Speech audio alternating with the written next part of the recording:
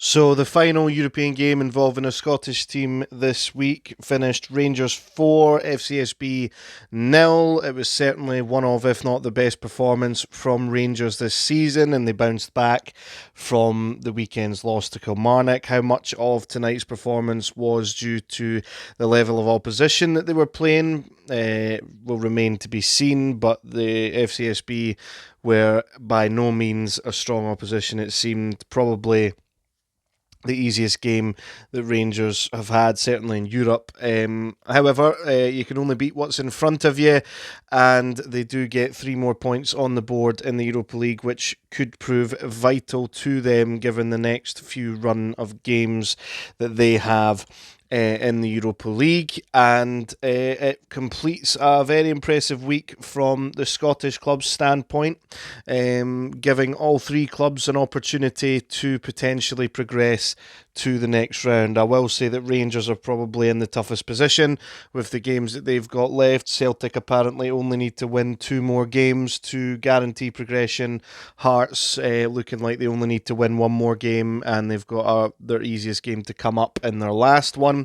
So it looks good from the coefficient standpoint as well. Apparently we overtook Israel thanks to the performances as well, and 3 clean sheets is nothing to be sniffed at for the Scottish clubs in Europe. But without further ado, let's get into those player ratings for last night's Rangers victory. Starting off with the goalkeeper, Jack Butland. I mean, his rating could have been very different with that blunder in the first few minutes, which I and very many people believe that he got away with that disallowed goal. I don't know even if you can call it that. The referee blows the whistle before it ends up in the back of the net. I think if that had been allowed to go to VAR, that definitely would have stood. So I think Jack Butland's a very lucky guy when it comes to that. The rest of the game, he didn't do too much wrong, and at the end of the day, he kept a clean sheet. However, taking that let off into account, I'm going to give him a 6.5 out of 10. James Tavernier, him like many, had their best game in a Rangers shirt in a while last night, I felt. Nothing spectacular. Of course, we didn't get any of the goal contributions that we're used to seeing from him over the past few seasons. But he was actually relatively solid defensively. Again, I don't know how much of that is down to the quality of the opposition tonight, but he did absolutely okay, and I'm going to give him a 7 out of 10 for his performance tonight. Moving on to John Souttar, didn't have too much to do tonight.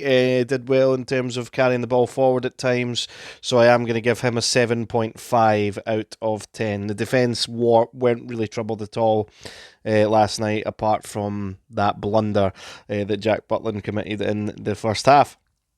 Leon Balogun, he had to come off. I think, according to the fan media after the game, it was cramp that he came off with. But before then, didn't really do much wrong again. I am going to give him a slightly less rating than Souttar, though, because of him coming off and not completing the 90 minutes. So a 7 out of 10 for Leon Balogun.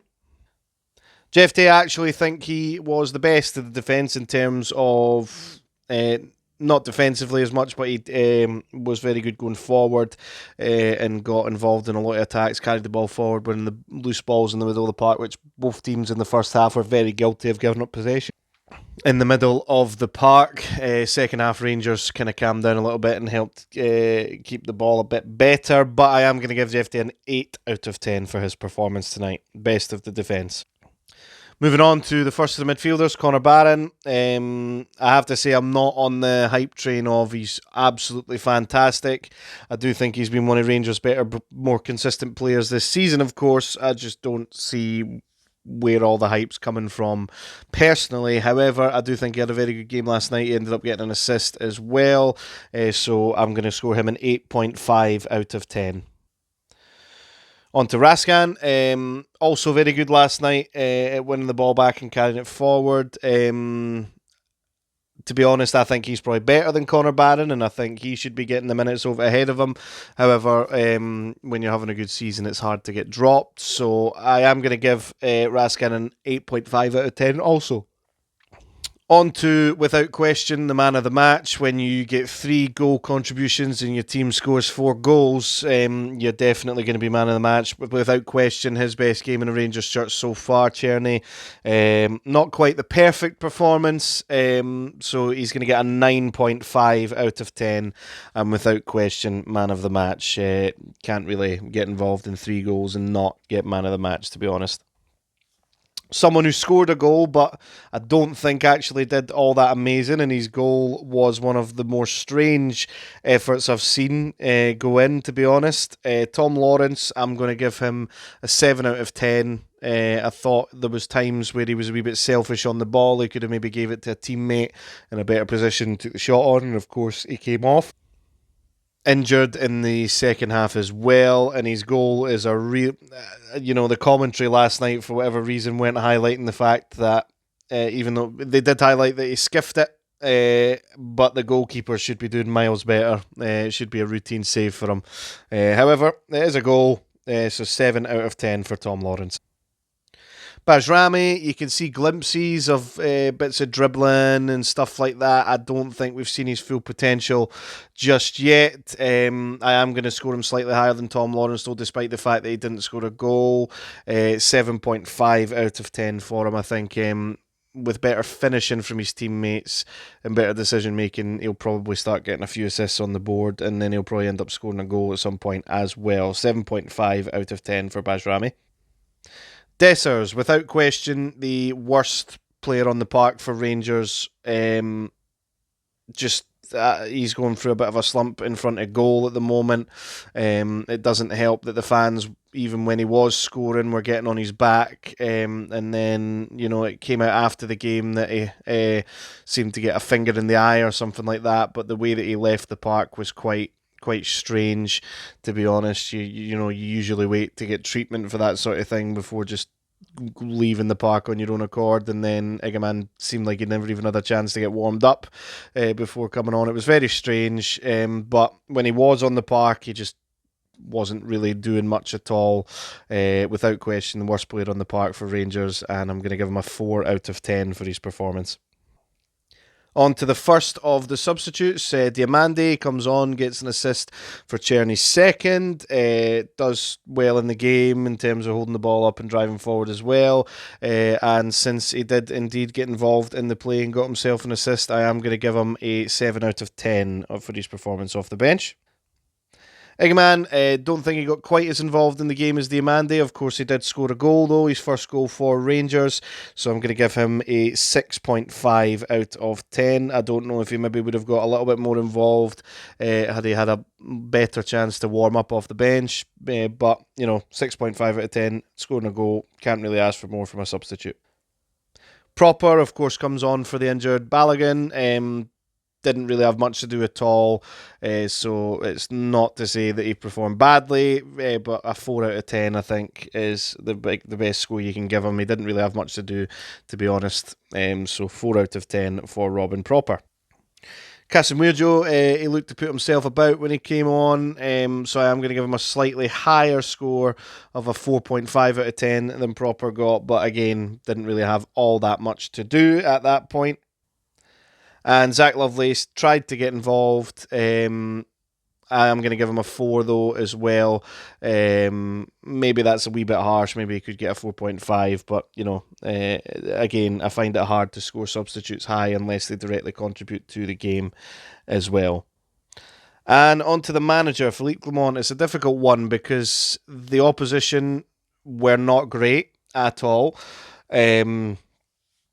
It's a good performance. The opposition were open. It'll be interesting to see how Rangers get on against St Mirren at the weekend. But the big one, of course, is the one in just under a week's time at Pittodrie to see how they compete against an Aberdeen side that are flying, just coming off the back of taking points off Celtic at Celtic Park. They'll be fancying their chances to try and extend the lead over Rangers. But you can only go off the performance last night, and I am going to give Philippe Clement an 8 out of 10.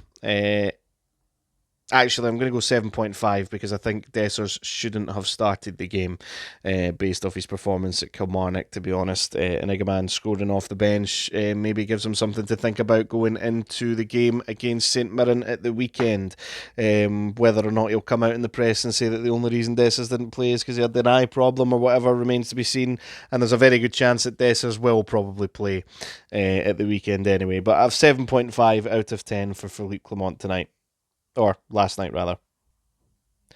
So that brings us to the end of the Scottish clubs in Europe this week. Very positive results for all three teams. Heavily needed for Rangers, to be fair.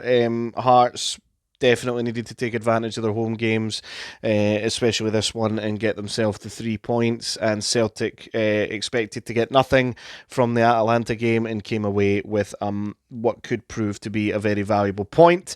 Going into the weekend, I think we've got 3 games on television, if I'm not mistaken. Aberdeen and Dundee United will be on TV on Saturday night, so I'll cover that game. The Edinburgh Derby, of course, at 12 o'clock on Sunday, and then right after that, I'm sure Motherwell and Celtic are on TV as well, so I'm going to cover those 3 games, and then midweek, Rangers and Aberdeen will be on TV, so I'll cover that game also.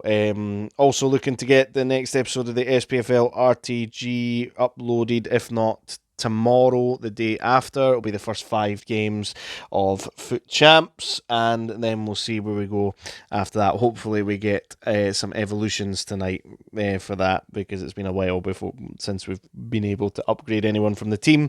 Thanks again for all the new viewers and subscribers. If you could leave a like on the video, that would be great, and if you could subscribe, that would be even better. But I'll catch you after.